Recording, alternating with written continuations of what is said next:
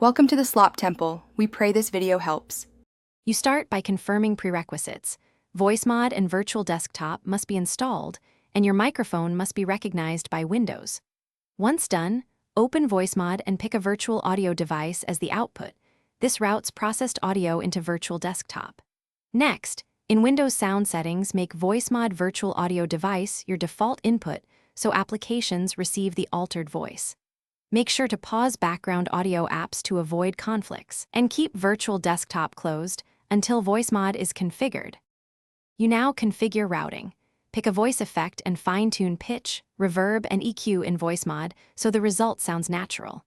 Then open Virtual Desktop, and under its audio settings, set the microphone source to Voicemod Virtual Audio Device. This forwards processed audio to your VR or remote session.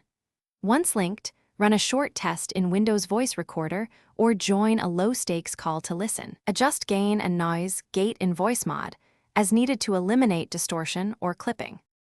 You finish by locking your preferred voice preset and confirming Virtual Desktop still points to Voicemod before joining any session. If you encounter no audio, check Windows microphone privacy settings and ensure the target app is allowed to use the mic. Also verify app-specific input is set to Voicemod. If you hear latency or artifacts, reduce heavy effects, match sample rates between apps, or restart the Windows audio service. One key tip: toggling Voicemod off and back on often clears routing hiccups quickly. Thanks for watching. Consider subscribing if we helped you.